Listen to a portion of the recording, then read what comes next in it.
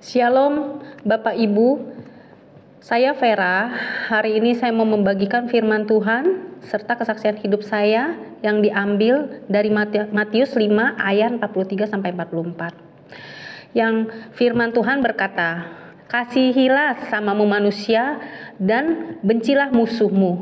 Kasihilah musuhmu dan berdoalah bagi mereka yang menganiaya kamu."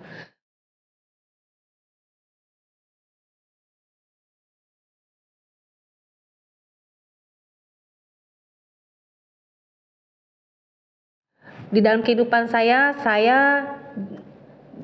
ada kesaksian seperti ini, Bapak Ibu. Saya itu banyak disakiti oleh orang-orang yang saya kasihi gitu ya. Dari segi sahabat, segi teman dekat, orang satu pelayanan, orang Kristen maupun orang non-Kristen, dan sama keluargaku juga gitu, keluarga intiku sendiri gitu ya, keluarga kecil.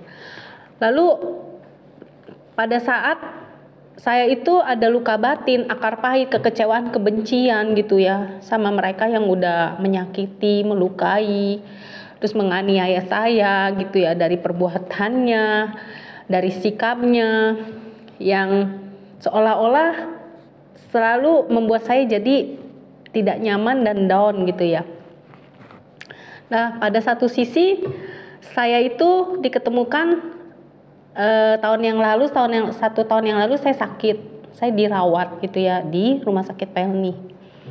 Itu memang saya minta tolong sama kakak rohani saya untuk diantar ke UGD rumah sakit Pelni itu, karena saya nggak bisa berjalan sendiri, karena itu saya sakit sekali gitu ya, perut saya terus luar biasa sakitnya ya. Nah, pada saat itu saya udah berada di rumah sakit Pelni di UGD itu, saya didiagnosa sama dokter gitu, ada penyakit ya. Lalu saya itu langsung disuruh dirawat inap pada hari itu. Nah, pas kejadian itu saya dirawat inap, lalu ketemu ya satu penyakit, itu ada batu di saluran pipis kandung kemih aku ke ginjal. Nah, pada saat itu aku itu mempersiapkan untuk operasi gitu kan. Nah, tapi di dalam operasi itu Tuhan melancarkan semua setiap prosesnya ya. Para dokter, para medis, obat-obatan gitu, suster, itu ya baik banget gitu sama saya gitu. Nah, pada saat dioperasi pun saya cuma dijagain sama kakak rohani saya. Tapi pada saat itu dia kayak apa ya, seolah-olah nggak mau gitu, dengan tidak ikhlas ya, dengan tidak ikhlas merawat aku tanpa upah gitu saudara-saudara. Lalu dia meminta upah gitu, sedangkan kan saya juga lagi sakit dan tidak bekerja ya. Nah, pada saat itu dia seolah-olah adu domba saya sama teman saya gitu, yang teman satu gereja lah ya. Nah, terus saya tuh kaget gitu, kenapa ya kakak itu kok begitu adu domba saya gitu, jadi menyakiti hati saya lah intinya gitu, di dalam sifatnya dia, sikapnya dia gitu ya. Sampai tuh saya tuh bilang sama Tuhan, sakit banget lu Tuhan, gue lagi sakit, kok ada ya orang yang berbuat seperti itu gitu, maksudnya menungguin aku, jagain aku tuh dengan tidak ikhlas, terus marah-marah dengan harus ada bayaran gitu ya. Terus Tuhan langsung berbicara sama saya gitu ya, kamu harus mengasihi orang yang udah membenci kamu atau menyakiti hati kamu, dan memberikan suatu pengampunan gitu kepada orang itu. Pada saat itu tuh saya nangis gitu ya, saya berdoa, ya Tuhan, saya akan mengampuni kakakku itu gitu ya, kakak angkat ya, kakak rohaniku gitu ya, dan saya sudah melepaskan pengampunan. Nah, sampai saat ini pun saya selalu gitu ya kontak, nanya kabar beliau, terus saya nggak mau memperpanjang masalah atau saya nggak mau ada kebencian dendam sama dia, tapi dia tidak pernah gitu loh membalas WA saya gitu, atau bersikap yang kita deket dulu ya, dia berubah gitu. Padahal saya udah minta maaf gitu. Kadang hati saya sih kecewa ya secara manusia kedagingan, kok seperti itu gitu. Padahal saya nggak salah loh, saya lagi sakit loh pada waktu itu. Nah, terus juga banyak ya orang-orang yang menyakiti aku itu dalam segi hal apapun gitu ya. Tuhan selalu mengingatkan di dalam Matius 6 ayat 14 sampai 15 juga, karena jikalau kamu mengampuni kesalahan orang, Bapamu yang di surga akan mengampuni kamu juga. Tetapi jikalau kamu tidak mengampuni orang, Bapamu juga di surga tidak akan mengampuni kesalahanmu.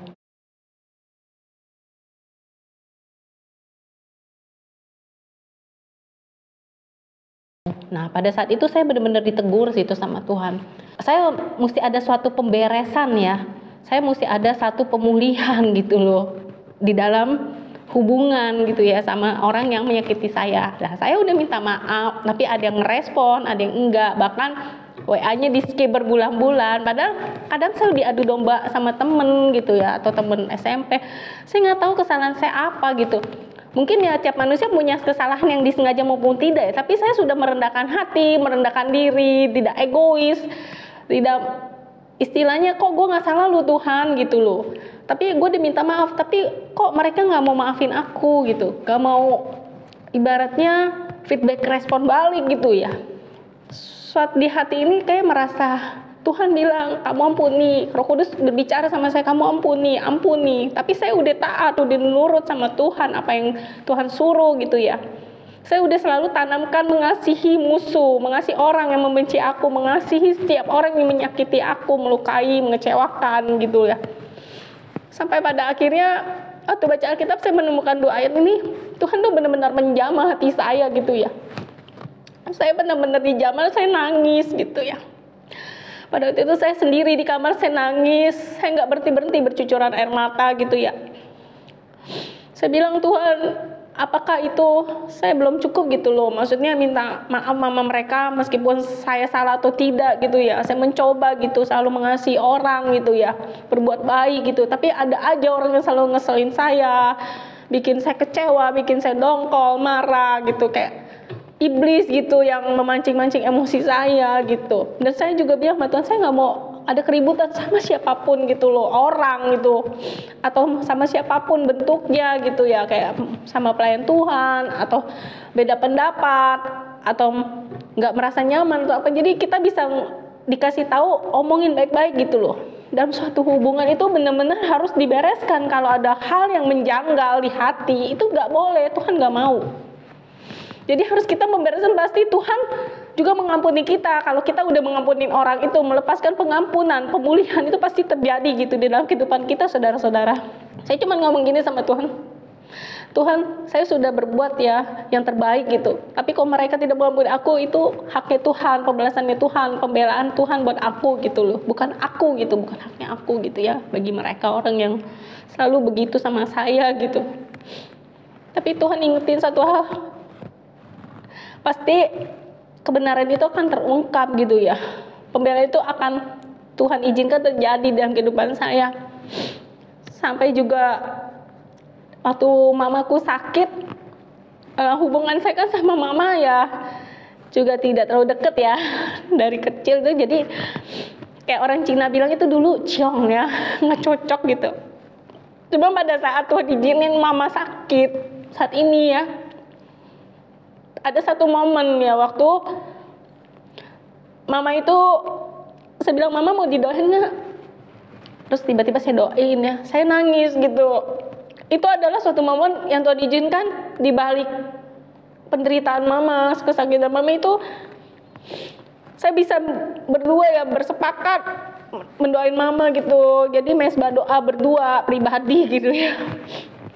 Saya ada melepaskan pengampunan, padahal mama kadang suka menyakiti saya, tapi saya tuh sayang sama mama gitu.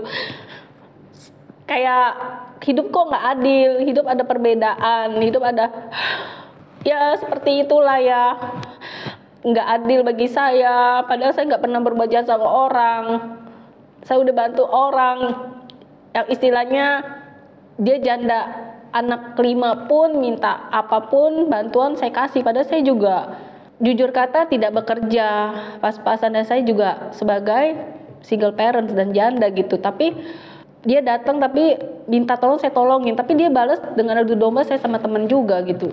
Makanya banyak hal-hal yang terjadi dalam kehidupan saya itu ketidakadilan gitu. Makanya saya menjerit sama Tuhan. Dan pada suatu flashback balik di mama ya, saya udah mengampunin mama. Saya bilang, saya minta maaf kalau saya banyak dosa. Dan saya cuma sayang sama mama. Saya pengen mama sembuh pulih dari sakit mama. Dan saya juga mau membalas kebaikan budi mama yang udah ngerawat saya dari kecil gitu loh. Saya belum bisa membalas banyak ya, cuman waktu mama sakit itu saya antar ke dokter, saya peduli, saya mau pingin lihat mama sembuh gitu. Karena tuh saya bener-bener care, saya bener-bener sayang. Pada waktu di detik-detik Tuhan izinkan, saya cuma satu hal ya, ada satu ketakutan besar gitu ya. Saya berdoa sama Tuhan, Tuhan izinin di waktu momen pemulihan ini, pemberesan ini, saya sama mama hubungan saya jangan sampai mama tuh istilahnya meninggal gitu ya, atau tidak ada gitu di samping saya lagi, karena saya belum sempat gitu loh untuk membalas semua kebaikan mama gitu, untuk merawat mama, untuk pemulihan gitu. Saya ada kerinduan gitu ya, udah lama gitu saya kerinduan saya sama mama, pemulihan satu keluarga gitu ya, dalam pemulihan ekonomi, kesehatan, pekerjaan saya, untuk anak saya ya, berusaha masa depan anak saya, dan berbagai macam gitu pergumulan, persoalan, permasalahan hidup saya yang begitu berat gitu ya. Terus yang saya salut gitu ya sama Tuhan, pada saat saya minta maaf dan mama juga bilang ya mama sayang saya gitu. Padahal pada saat itu mama mungkin memorinya dia terkena demensia Alzheimer ya. Dia kayak ngomong ngaco-ngaco, udah agak lupa gitu. Saya takut seperti itu kejadian. Kalau orang ya maaf ya, kayak orang gitu kalau mau mendekati ajal kan suka ngaco. Saya pikirnya gitu karena saya sudah berpengalaman dengan almarhum suami saya gitu ya. Beliau seperti itu gitu. Makanya saya doa, saya nangis. Saya bilang, saya jerit, Tuhan izinkan saya untuk merawat mama saya dulu sampai benar-benar beres pulih, jangan diambil gitu. Ya itu sih kerinduan saya seperti itu. Tapi Tuhan pada hari itu juga jawab gitu loh. Bergumul hidup saya dari kecil. Kebersamaan ini yang saya tunggu-tunggu gitu, kerinduan saya yang sangat gitu besar dan luar biasa ya untuk pemulihan, pemberesan.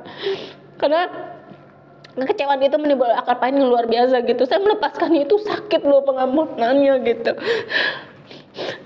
Apa saya puji Tuhannya, saya bisa melepaskan semua itu gitu. Saya memaafkan semua orang, termasuk mama saya dan yang lainnya.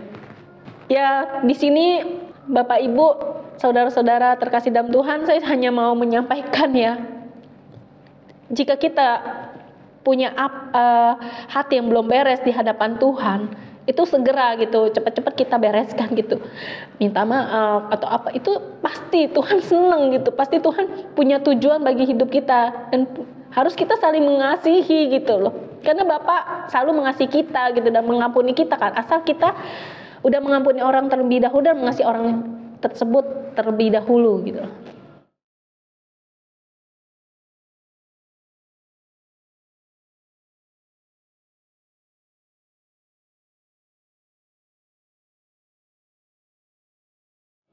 Ya seperti itu sih yang pengalaman pribadi saya sama Tuhan gitu di dalam pengampunan dan kasih pada saat kesaksian saya kali ini gitu ya. Semoga sharing kesaksian ini dapat menjadi berkat untuk kita semua. Sekian sharing firman Tuhan dari saya. Terima kasih, Tuhan Yesus memberkati.